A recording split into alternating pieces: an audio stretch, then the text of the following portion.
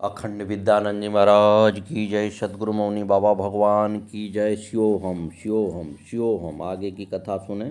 प्रमोद बताते हैं कि पहले उन्होंने सुल्तानपुर आश्रम के लिए इनसे कहा था, अरे आश्रम पर साफ सफाई करी। प्रमोद यहाँ चौका लगाते थे। फिर मौनी बाबा ने आश्रम की देखभाल के लिए पहाड़पुर वाले बाबा स्वामी सोदानंद जी को रखा और बाद में उनको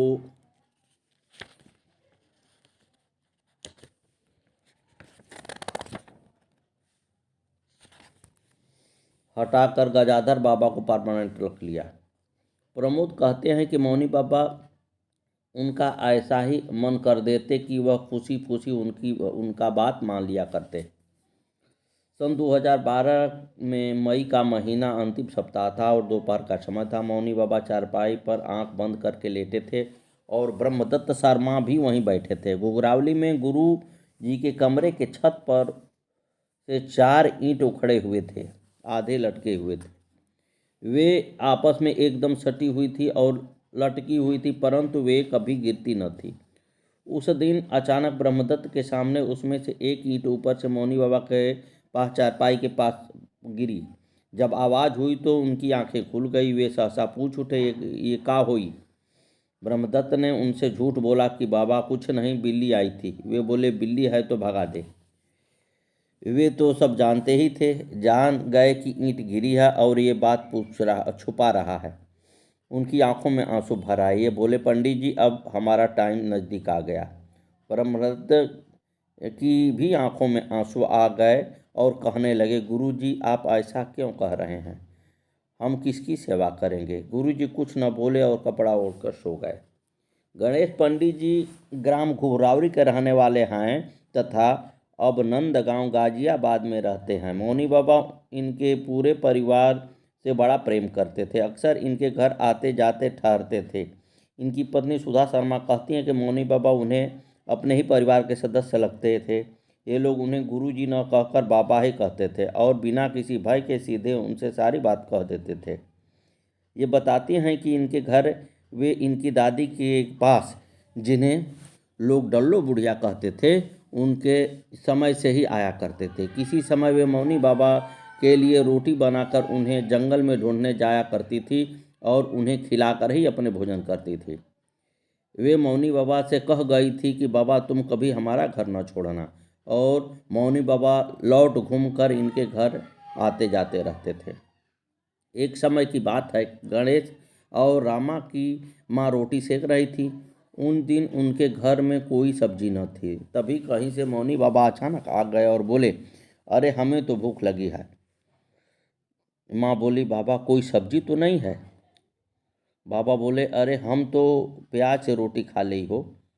माँ बाबा को रोटी सेक कर देने लगी। बाबा खाने लगे। तभी उनके दर्शन के लिए सलेमपुर के पदम सिंह आ पहुँचे। मौनी बाबा ने झट रोटी मोड़ मार कर अपनी जेब में रख ली। जब पदम सिंह चले गए तब बाबा ने रोटी जेब से निकाली और खाने लगे। माँ कहने लगी, इसे रहने दो बाबा, मैं गरम रोटी सेक देती हूँ। मौनी बाबा बोले, अरे मज़े की है, और वही रोटी खाई। रोटी को छुपाने के पीछे क्या राज था?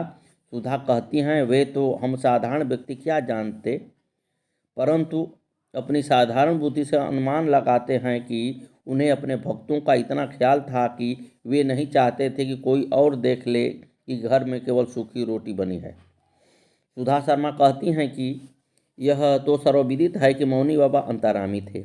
उनके साथ भी अनेक घटनाएं ऐसी हुई। एक समय मौनी बाबा बीमार थे और हॉस्पिटल में भर्ती थे। उम्र तो उनकी काफ़ी थी ही। वे घर पर बैठी थी कि अचानक विचार आया कि ये पूछ बैठी, बाबा अगर मर गए तो जलाएंगे अथवा समाधि बनवाएंगे?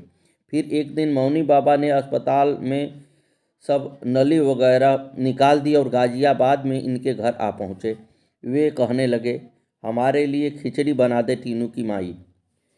जब भोजन वगैरह हो गया तब वे कहने लगे, अरे लोग बाग तो यूँ कही हो कि हम मर गए तो जलावेंगे या समाधि बनावेंगे। सुधा समझ गई कि इशारा किसी और है, सो कहने लगी, बाबा मैं ही पूछ रही थी।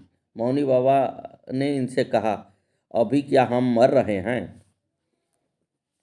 एक दफ़े सुधा कुछ बीमार थी। मौनी बाबा उस दिन सुबह सुबह घोघराली चले गए। उन्होंने चारपाई उठाई और आराम से धूप में बैठ गई।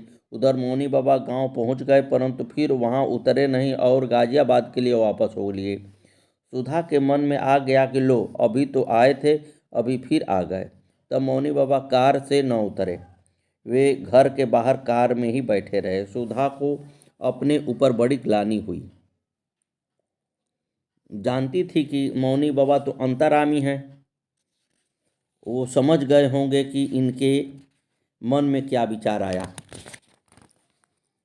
जल्दी से वह बाहर गई और प्रेम पूर्वक उनसे पूछने लगी, बाबा उतर क्यों नहीं रहे हो? तब वो बोले, अरे रोज रोज काई के घर न जाए। सुधा बोली, बाबा ये तो आपका घर है, किसी और का थोड़े है। तब ये हंसकर झट उतरकर घर में चले गए। गणेश पंडित जी के लिए एक दिन मौनी बाबा बोले, ये प्रिंसिपल बन जाई हो। सुधा बोली, नहीं बाबा, ये तो टीचर ही हैं। मौनी बाबा बोले, अरे तू ना जानी हो, वे इन्हें प्रिंसिपल साहब बुलाया करते थे। जब ये आते तो वे कहते, अरे प्रिंसिपल साहब आ गए। मौनी बाबा के देह त्यागने के बाद 2013 में गणेश पंडित जी को प्रिंसिपल की पोस्ट मिल गई और मौनी बाबा के वचन सत्य साबित हुए। गणेश पंडित जी के पड़ोस में अर्पित की मम्मी सीमा किराए पर रहा करती थी। मौनी बाबा गणेश पंडित जी के घर अक्सर आ जाया करते थे। वहीं सीमा को मौनी बाबा के दर्शन हुए और बाबा में उनकी श्रद्धा बन गई। एक बार जब मौनी बाबा गणेश पंडित जी के घर पहुंचे तो सुधा घर पर नहीं थी। पड़ोसन सीमा ने ही बड़े प्रेम भाव से मौनी बाबा को और उनके भक्तों को चाय पिलाई, भोजन कराया। बाद में उनका अपना मकान लाल कुआं में बन गया और वे नंदगांव से चली गई, परंतु मौनी बाबा में उनकी श्रद्धा बनी रही। मौनी बाबा भी उसको अक्सर याद करते, पूछते, अरे ऊ कहाँ हो? भक्तों ने उनको बताया कि बाबा तीसरी मंजिल पर उसका मकान है, चढ़ने में दिक्कत आएगी। सीमा भी बाबा को अपने घर बुलाती। भगवान कहते, हाँ आएंगे हो। गणेश पंडित जी के पड़ोस में एक अमिता नाम की महिला रहती थी। उसके सिर में बहुत दर्द रहता था। बहुत जगह इलाज कराया किंतु ठीक नहीं हुई। एक बार जब मौनी बाबा नंदगांव पधारे तब वे भी दर्शन के लिए आई और कहने लगी, बाबा मेरे सिर में तो बहुत दर्द रहता है, ठीक ही नहीं होता। मौनी बाबा बोले, अरे ठीक हो जाए, हम एक लकड़ी लेके देंगे, उसे कुंडल में डाल लेना या गले में बांध लेना। अगली बार जब मौनी बाबा आए तो एक बड़ी सी लकड़ी लेकर आए। अमिता हतप्रभ रह गई, इतना बड़ी लकड़ी बाबा कैसे पहनूं इसे? मौनी बाबा बोले, अरे इसमें से छोटी सी काट ले, गले में या कान में बांध ले। उन्होंने ऐसा ही किया, छोटा सा टुकड़ा काटकर कान के कुंडल में डाल लिया। उनका सिर दर्द बिल्कुल ठीक हो गया। जो भी बाबा के संपर्क में आया और जिसने भी उनसे प्रार्थना की, उन्होंने उसकी पीड़ा हर ली। सतगुरुवे नमः। सतगुरु भगवान की जय हो। गणेश पंडित जी के घर के सामने एक त्यागी जी रहा करते थे। उनकी बीच वाली बेटी का रिश्ता ही नहीं हो पा रहा था। घर ठीक ठाक मिलता तो बर ठीक नहीं मिलता। 4-5 वर्ष ऐसे ही बीत गए। एक बार जब मौनी बाबा नंदगांव आए तो उन्होंने बाबा से निवेदन किया कि बाबा हमारी बेटी की शादी तय नहीं हो पा रही है। ये जो आपके साथ पंडित जी, रामू पंडित जी मौनी बाबा के साथ आए थे, हाँ ये कुछ जानते हैं, बता देंगे क्या? मौनी बाबा बोले, पूछ ला। रामू पंडित जी बोले, हम कुछ नहीं जानते शादी वादी के बारे में। सारे माहौल में गजब की शांति सी छा गई। सब खामोश थे। अचानक मौनी बाबा बोले, अरे साईं बाबा के मंदिर पर दर्शन करवा ला। 5 बृहस्पतिवार व्रत कर ले साईं बाबा का। त्यागी जी की पति ने पूछा, मैं करूं क्या व्रत? मौनी बाबा बोले, नहीं, इसी कन्या से करवा। त्यागी जी बेटी को दर्शन हेतु ले गए। पहले ही गुरुवार का व्रत किया था कि उसका विवाह तय हो गया। बहुत अच्छे घर में शादी हुई। अब वह गाजियाबाद शास्त्री नगर में रहती हैं। मौनी बाबा कृपा तो करते थे, परंतु श्रेय कभी भी खुद न लिए। छिप छिप कर ही लोगों का मनोकामना पूर्ण करते थे। सतगुरुवे नमः। सतगुरुवे नमः। पन्नालाल की बहन का विवाह घुघरावली गांव के बहुरी पंडित जी से हुआ था। ये बचपन में बहन के घर जाकर कई कई दिन रहा जाया करते थे। मौनी बाबा वहाँ आया करते थे।